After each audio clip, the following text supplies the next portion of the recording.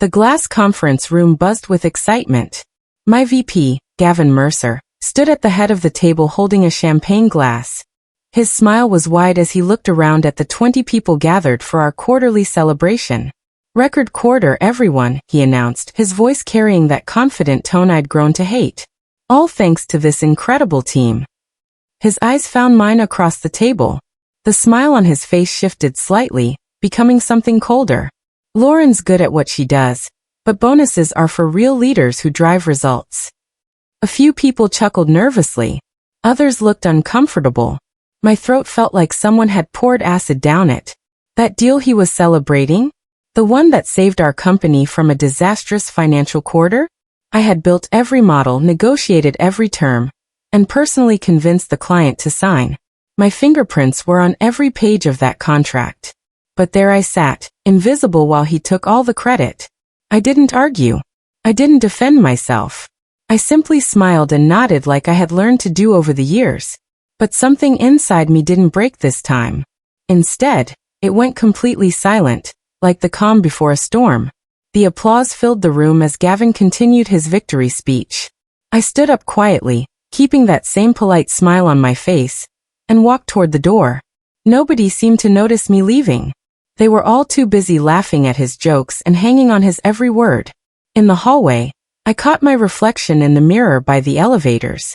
I expected to see anger, maybe tears, but instead I saw something else entirely. My face looked calm, almost focused.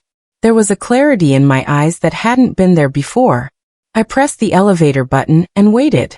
The sounds of celebration continued behind the conference room doors. As the elevator arrived with a soft ding, I realized something important had shifted inside me. I wasn't sure exactly what I was going to do yet, but I knew one thing for certain. I would never let someone like Gavin use my work as their stepping stone again. Never again would I sit quietly while someone else took credit for my success. The game had just changed, and Gavin had no idea what was coming. The elevator doors closed, and I felt something I hadn't experienced in years. I felt powerful.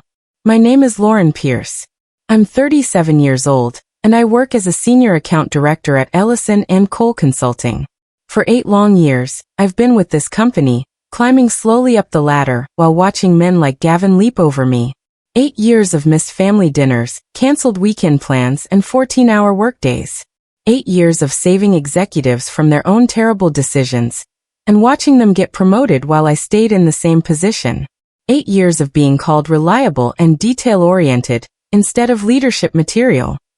I used to believe that hard work would speak for itself.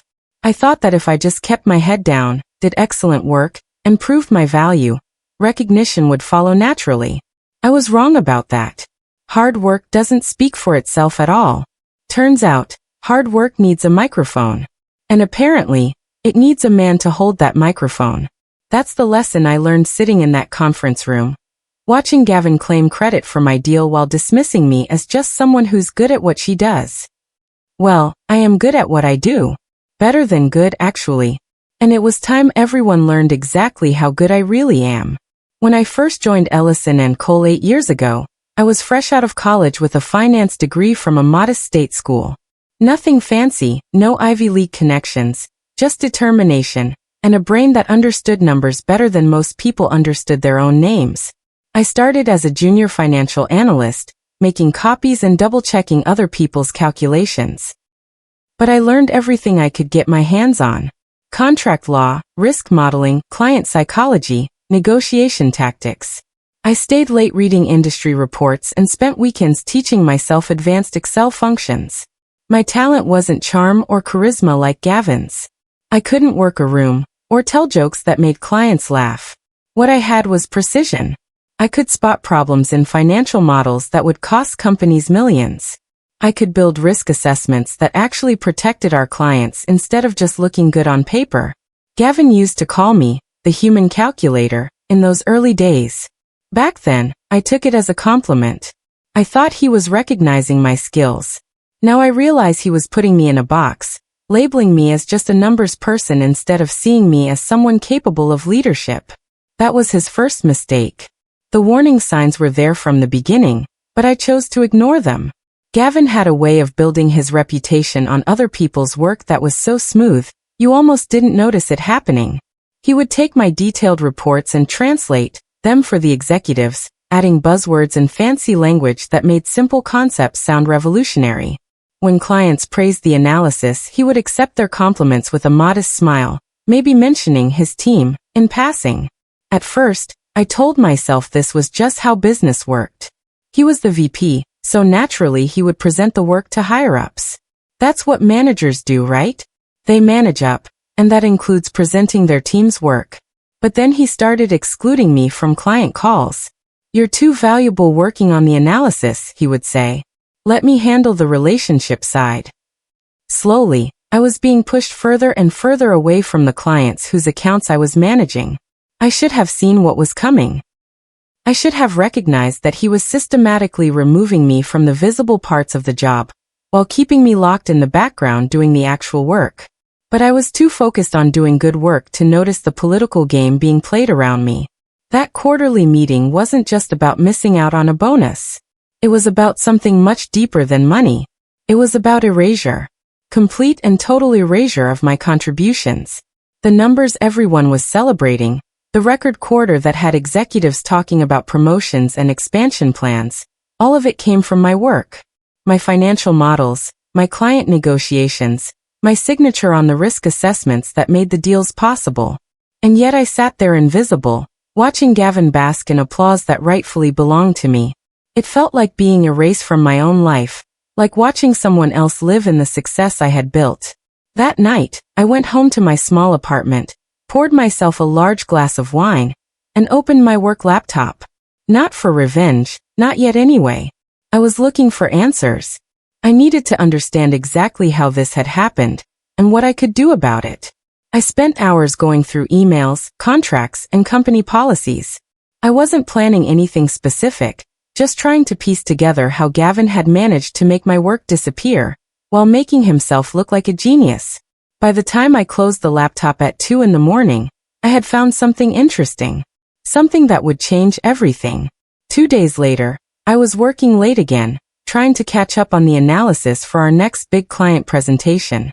The office was mostly empty except for the cleaning crew and a few other workaholics like myself. I was heading to the break room for another cup of coffee when I heard voices in the hallway. Gavin's voice, specifically, coming from the direction of the executive offices. He was talking to someone, and his tone had that conspiratorial quality that made me stop and listen.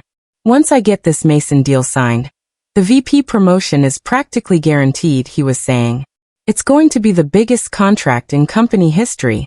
Lauren can keep handling the paperwork and number crunching, but this is my ticket to the executive team." My hand froze on the break room door handle. The Mason deal. My client. The account I had been developing for 6 months. The relationship I had built from scratch. The contract I had structured to be worth $15 million. He was talking about it like it was his deal, his relationship, his achievement. Like I was just some assistant who helped with filing. I stood there listening until their voices faded down the hallway, my coffee completely forgotten. Back at my desk, I opened my email and started searching through recent threads about the Mason account. What I found made my stomach drop. Slowly, systematically, my name was being removed from communications. In the early emails from 3 months ago, I was copied on everything. Client correspondence, internal strategy discussions, budget approvals. But as I scrolled through more recent messages, I noticed a pattern. My name was disappearing from the CC lines. Where it used to say Lauren Pierce on the distribution list, now it just said team. New email threads were being started without me included. Gavin had even added his intern, Kyle, to several recent conversations about contract terms. He was methodically cutting me out of my own deal, erasing my involvement so completely that by the time the contract closed, it would look like he had managed the entire relationship from start to finish. But there was one thing he hadn't counted on. One detail he had overlooked because he saw me as just a numbers person instead of someone who actually understood how the business worked. I pulled up my employment contract and started reading through the fine print, looking for the clause I remembered from my orientation 8 years ago. There it was, buried in Section 14 of my employment agreement. Clause 14.2. All client financial negotiations exceeding $5 million under the senior account director's portfolio require personal authorization and signature from the designated account lead. I read it 3 times to make sure I understood it correctly. Any deal over $5 million in my portfolio needed my personal sign-off to close. Not my department's approval, not my supervisor's authorization. Mine specifically. Gavin had been at the company for 12 years, but he'd always been on the business development side, not account management. He probably didn't even know this clause existed. Why would he? He'd never been responsible for actually closing deals, just for schmoozing clients and taking credit for other people's work. The Mason contract was worth $15 million. It was definitely in my portfolio since I'd been the primary account manager from day one. And according to company policy, it couldn't close without my signature. Gavin had overlooked this completely. He thought I was just a number cruncher, someone who built models and ran analysis while he handled the important relationship work. He had no idea that I held the key to whether his big promotion-worthy deal would actually happen. For the first time in days, I smiled a real smile. The next morning, I walked into the office with a new strategy. I would play along perfectly. I would be the helpful, cooperative team player that Gavin expected me to be. I would nod and smile and say, "Yes, sir," while I carefully documented every single thing he did. When he asked me to run new financial projections for the Mason deal, I did them quickly and thoroughly. When he wanted me to prepare presentation materials for the client meeting, I made them look perfect. When he needed background research on the client's industry trends, I delivered comprehensive reports. But I also kept copies of everything. Every email, every file version, every timeline. I documented who created what and when. I saved conversations and kept detailed notes about who was actually doing the work versus who was taking credit for it. Revenge didn't require anger or dramatic confrontations. It just required proof. And patience. I spent my lunch breaks in the company library, reviewing our employee handbook and contract policies. I wanted to understand exactly what procedures Gavin was supposed to be following, and which ones he was ignoring. The more I learned, the more confident I became. He wasn't just taking credit for my work. He was actually violating company protocols by trying to close deals without proper authorization. I scheduled a meeting with our compliance department under the pretense of a routine audit review. I just want to make sure I'm following all the proper procedures for large client contracts, I told Sandra from compliance. I know policies can change and I want to stay current. Sandra was happy to walk through the requirements with me. She confirmed everything I had found in my contract. For deals over $5 million, the account lead had to personally review and authorize all terms before the client could sign. It's a protection for both the company and the client, she explained. We want to make sure the person who understands the financial implications is the one approving the final terms. Too many deals have gone bad because someone who didn't understand the risks pushed them through. She also mentioned that violation of these procedures was considered a serious compliance issue. The board takes it very seriously when people try to circumvent authorization protocols. It's about financial responsibility and legal liability. I thanked her for the clarification and asked her to email me the relevant policy documents so I could keep them on file. Everything was falling into place perfectly. Gavin thought he was so clever, maneuvering around me to claim ownership of my deal. But he had no idea he was walking into a trap of his own making. I waited and watched as the Mason contract moved closer to finalization. Gavin was strutting around the office like he had already been promoted, talking about his deal and his client relationship. He even started referring to future contracts with Mason as part of his portfolio expansion strategy. But I had quietly maintained my own relationship with the client. While Gavin was busy taking credit in internal meetings, I made sure to stay connected with Tom Mason, the company's CFO who had become the key decision-maker for their consulting needs. During one of our regular check-in calls, I mentioned casually that I wanted to make sure the risk assessment was solid before final approval. Just so you know, Tom, if I'm not the one signing off on the financial terms, there's no guarantee the risk model will stand up to scrutiny. Company policy requires the account lead to personally authorize deals of this size. There was a pause on the other end of the line. Wait, I thought Gavin was the lead on this account. Gavin handles business development and client relations, I said carefully. I'm the account director responsible for the financial structure and risk management. Both roles are important, but the authorization has to come from the account side. Tom's voice was thoughtful when he responded. I see. Well, we definitely want to make sure everything is done properly. We can't afford any complications with a contract this size. Perfect. The seed was planted. The final week arrived with Gavin in full celebration mode. He had already written his acceptance speech for the VP promotion that he was sure would be announced as soon as the Mason deal closed. He'd even started moving into a bigger office. I stayed quiet and professional, working on my regular tasks while monitoring the contract timeline. Everything was proceeding exactly as Gavin had planned, except for one small detail he had forgotten about. On Thursday afternoon, the final contract arrived in my inbox for signature. Gavin had sent it with a short note. Lauren, please sign and return ASE. Client wants to finalize tomorrow. I opened the document and reviewed every page carefully. It was good work, mostly because it was based on my financial models and risk assessments. The terms were fair, the pricing was solid, and the legal language was clean. But instead of signing it, I simply marked the status as pending review and saved it to my drafts folder. Then I sent Gavin a brief email. Received the Mason contract. Will complete final risk review and return by Monday. I knew he wouldn't be happy about the delay, but there was nothing he could do about it. He couldn't sign the contract himself, and he couldn't exactly demand that I skip the risk review without raising questions about proper procedures. Friday morning was going to be very interesting. By 9 a.m. on Friday, my phone was ringing. It was Tom Mason, and he sounded confused. Lauren, we were expecting to sign the contract yesterday, but our legal team says you haven't authorized it yet. Is there a problem with the terms? I'm still completing the final risk assessment, I said calmly. Company policy requires me to personally review all aspects before authorization. I should have everything completed by Monday morning. But Gavin told us we could close yesterday. He said everything was approved and ready to go. Gavin handles the business relationship, but I handle the financial authorization. Both signatures are required for deals of this size. I'm sure he just got ahead of himself in his excitement to get you taken care of. Tom's voice was getting tighter. Lauren, we have board approvals that expire today.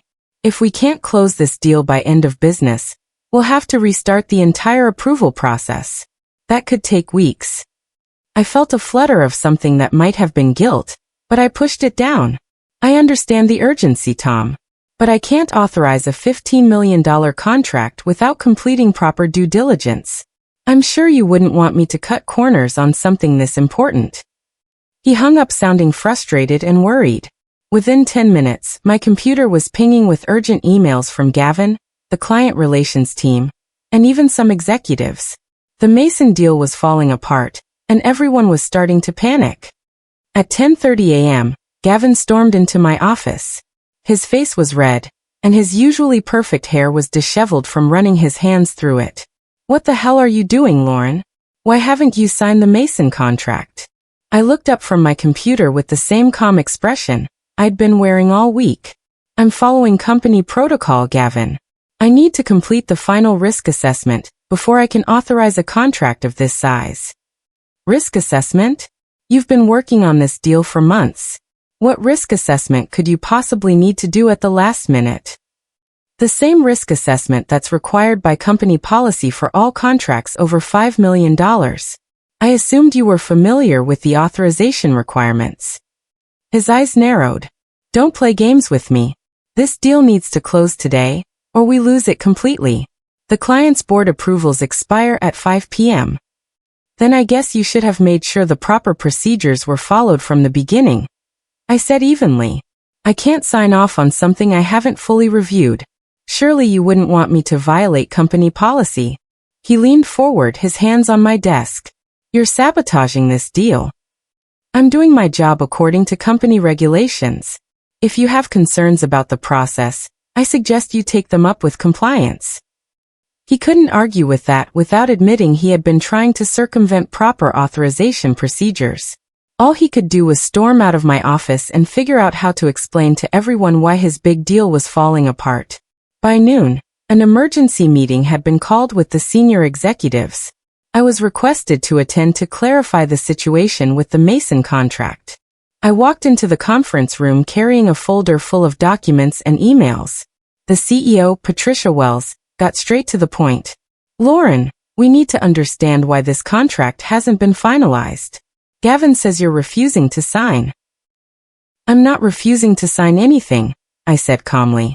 "I'm following the authorization procedures outlined in company policy.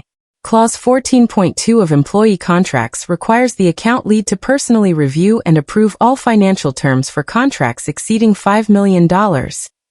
I opened my folder and pulled out copies of the relevant policies. I received the final contract yesterday afternoon and informed Gavin that I would complete the review and return it by Monday morning. The client was apparently told the deal would close yesterday, but I was never informed of that timeline." Patricia frowned. "Gavin, did you tell the client the deal would close before Lauren completed her review?" Gavin shifted in his seat. "I thought she had already signed off on everything. She's been working on this for months." "Working on analysis and modeling isn't the same as final authorization," I said. "The policy exists to prevent exactly this kind of confusion." I pulled out my documentation, emails showing the timeline, policy documents outlining the requirements, and correspondence with the client. I didn't have to accuse Gavin of anything. The evidence spoke for itself. The fallout was swift and brutal. Within a week, Gavin was suspended pending a full investigation into compliance violations and procedural irregularities. His promotion was officially rescinded, and Kyle, his intern, was reassigned to another department. HR called it a serious breach of authorization protocols. The board called it unacceptable risk management. I called it exactly what Gavin had earned. The Mason deal was officially dead. Tom Mason was furious about the confusion and decided to take his business elsewhere. $15 million in revenue disappeared overnight, along with Gavin's career prospects. But here's the thing that nobody seemed to understand.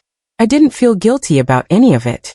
I had followed every company policy to the letter. I had done exactly what my job required me to do. The fact that Gavin had built his entire promotion strategy on a deal he couldn't actually close wasn't my problem. He had spent months taking credit for my work, excluding me from meetings, and planning to use my success as his stepping stone to the executive team. All I did was remind everyone whose signature was actually required to make his dreams come true. Sometimes the best revenge is just doing your job correctly while other people break the rules. 2 weeks after Gavin's suspension, I was called into Patricia's office. She offered me coffee and gestured toward the chair across from her desk. "Lauren, I want to talk to you about next steps." "I assume you mean regarding Gavin's accounts," I said. "Partly yes. We'd like you to take over his client portfolio while we restructure the business development team. It would come with a significant raise and a promotion to Senior Vice President of Client Relations." I considered the offer carefully. It was everything I had worked toward for 8 years. The recognition, the money, the authority I had been denied for so long. But something about it didn't feel right anymore. "I appreciate the offer, Patricia, but I don't think I'm interested in taking over Gavin's role." Her eyebrows shot up. "Really? This is a significant opportunity, Lauren. SVP is the level you've been working toward." "Actually, I think I'm ready to build something of my own. I've learned a lot about what I don't want in a workplace culture, and I'd like to try creating something better." She leaned back in her chair, studying my face. "You're talking about starting your own firm." "I am. I think it's time." She smiled, and for the first time since I'd known her, it looked genuine. "You know what, Lauren? I think you're going to do very well for yourself." Within 2 days of declining Patricia's offer, my phone rang. It was Tom Mason, the CFO whose deal had fallen through because of the authorization chaos. I expected him to be angry, but his tone was surprisingly warm. "Lauren, I heard through the grapevine that you might be starting your own consulting firm. Is that true?" "It is," I said carefully. "I'm still in the early planning stages, but yes." "Well, here's the thing. Just solid, accurate work that helped clients make better decisions. Tom Mason was true to his word. He introduced me to 3 other CFOs who were looking for precisely the kind of specialized analysis I offered. Word spread quickly in their professional network about the consultant who had identified and prevented a major compliance issue at Ellison & Cole. Nobody asked about the drama behind my departure. They just cared about results. Within 6 weeks, I had 4 clients and more inquiries than I could handle alone. I was working more hours than ever, but for the first time in my career, I was working for myself. The Mason contract was signed on a Tuesday morning in November. $15 million over 3 years, exactly the same terms I had originally proposed at Ellison & Cole. But this time, my name was on the contract as the principal consultant. Tom Mason shook my hand after the signing. You know, Lauren, this is actually better than the original deal. We get the same expertise, but now we're working directly with the person who understands our business instead of going through a corporate middleman. 2 more clients signed contracts that week. Then another one the following Monday.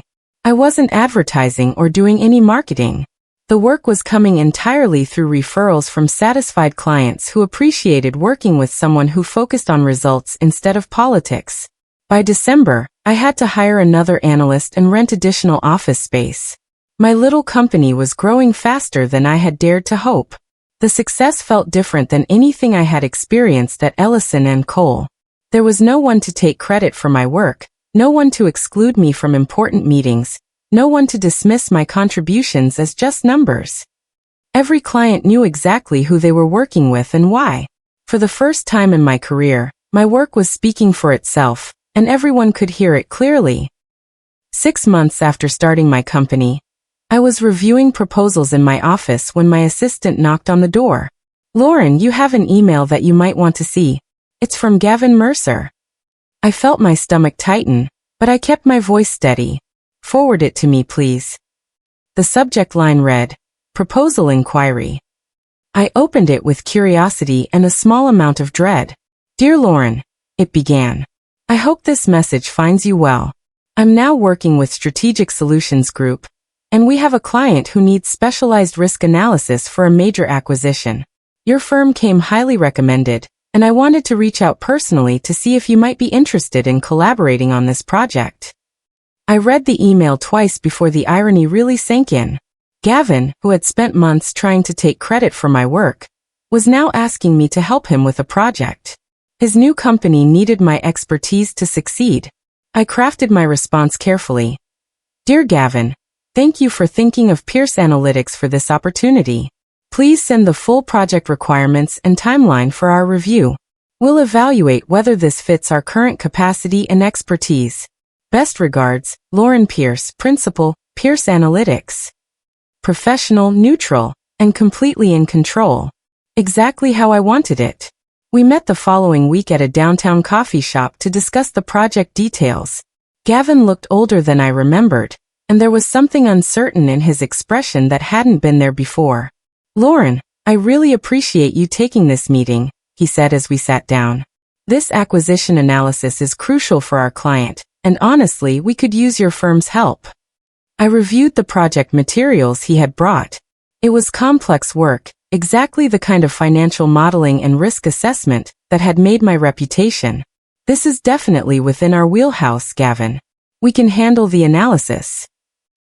The client specifically asked for the consultant who prevented that compliance disaster at Ellison & Cole.